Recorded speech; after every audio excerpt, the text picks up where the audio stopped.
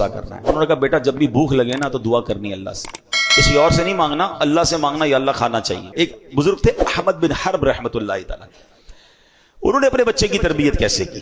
وہ کیا کرتے تھے, انہوں نے بچوں کو توکل سکھانا تھا کہ اللہ پر بھروسہ کرنا ہے. انہوں نے کہا بیٹا جب بھی بھوک لگے نا تو دعا کرنی اللہ سے, کسی اور سے نہیں مانگنا, اللہ سے مانگنا, یا اللہ کھانا چاہیے. اپنی زوجہ کو کہا جب بھی بیٹا دعا کرے نا تو اس کے گھر میں اس نے پورا سمجھ دیوار میں سوراخ بنایا کہ پیچھے چپکے سے تم نے کھانا رکھ دینا ہے اس میں. بیٹا اس سوراخ کے پاس جا کے اللہ کی بارگاہ میں دعا کرتا, یا اللہ بھوک لگی ہے, تھوڑی دیر بعد سوراخ سے اس کو کھانا مل جاتا.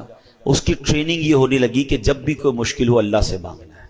کئی مہینے گزر گئے, روزانہ ماں اس کو اسی طریقے سے کھانا دیتی جب وہ دعا مانگتا. ایک دن اس کی ماں جو ہے گھبرا گئی اور اپنے شوہر کے پاس آئی کہ آج عجیب معاملہ ہوا. کہا کیا ہوا؟ کہتی آج وہ کھانے کا وقت تھا, بیٹا کا دعا کا ٹائم تھا, میں کہیں مصروف ہو گئی, میں دوڑی گئی کہ کھانا نہیں ملے گا تو کیا سوچے گا.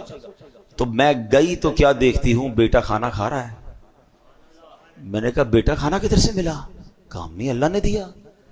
کہاں سے ملا؟ کہا اسی سوراخ سے جہاں سے روز ملتا ہے. تو میں پریشان ہوں, میں نے تو کھانا نہیں رکھا, کھانا کیسے مل گیا؟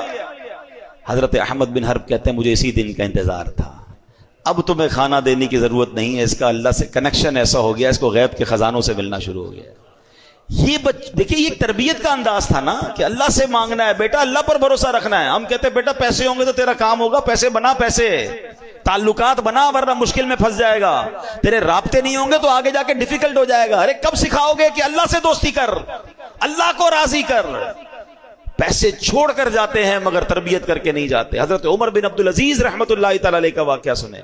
آپ کا جب انتقال ہوا, امیر المومنین تھے, آج کے دور کے پرائم منسٹر تھے, پوری آدھی دنیا پر گویا حکومت تھی. ہمارا اس طرح کا کوئی بندہ ہو تو پتہ نہیں کتنے خربوں روپے بنا لیتا. انتقال ہونے لگا تو بہت تھوڑے پیسے چھوڑ کے جا رہے تھے.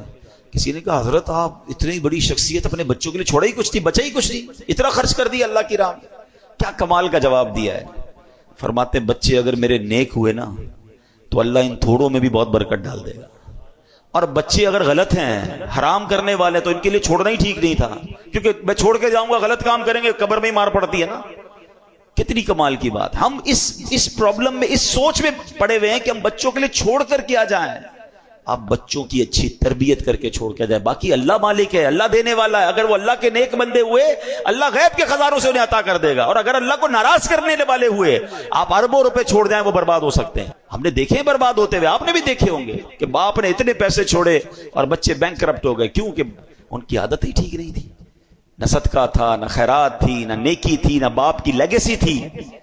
کاش یہ بات سمجھ آ جائے. بچوں کو سخی بنائی.